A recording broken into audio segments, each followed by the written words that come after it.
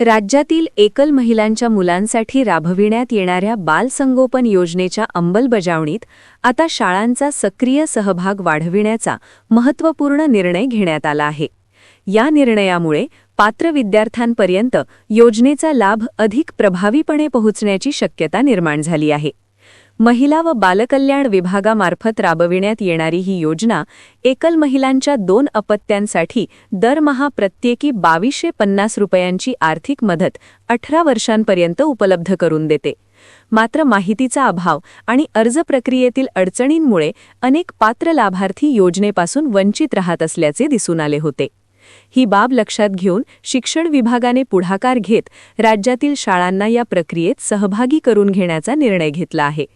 साऊ एकल महिला समितीच्या पाठपुराव्यानंतर शाळांमधील एकल महिलांच्या मुलांची माहिती संकलित करण्यात आली.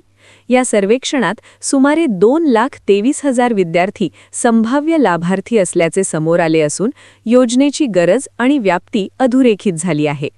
याच पार्श्वभूमीवर शिक्षण संचालकांनी सर्व शिक्षणाधिकाऱ्यांना निर्देश देत प्राथमिक व माध्यमिक शाळांनी आपल्या शाळांमधील पात्र विद्यार्थ्यांचे बालसंगोपन योजनेसाठी अर्ज भरून घेण्याची प्रक्रिया सुरू करण्याचे आदेश दिले आहेत. शाळांच्या माध्यमातून अर्ज प्रक्रिया पार पडल्यास लाभार्थ्यांची अचूक निवड होण्यास मदत होईल, असा विश्वास व्यक्त केला जात आहे. या निर्णयामुळे अर्ज प्रक्रियेत पारदर्शकता वाढण्याची अपेक्षा आहे. यापूर्वी काही ठिकाणी दलालांमार्फत अर्ज भरून घेण्याच्या तक्रारी समोर आल्या होत्या, ज्यामुळे महिलांची फसवणूक होण्याचे प्रकार घडत होते.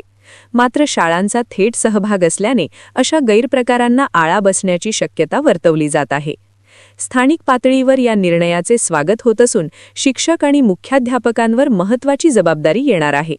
पालकांशी संपर्क साधून त्यांना योजनेची माहिती देणे, आवश्यक कागदपत्रांची पूर्तता करून घेणे आणि अर्ज सादर करणे या प्रक्रिया शाळांमार्फत सुलभ होणार आहेत. विशेषतः ग्रामीण भागातील महिलांसाठी हा निर्णय दिलासादायक ठरणार आहे. एकूणच बालसंगोपन योजनेत शाळांचा समावेश हा सकारात्मक पाऊल मानले जात आहे आणि यामुळे योजना अधिक प्रभावीपणे राबवली जाईल आणि पात्र लाभार्थ्यांपर्यंत तिचा लाभ निश्चितपणे पोहोचेल अशी अपेक्षा व्यक्त केली जात आहे.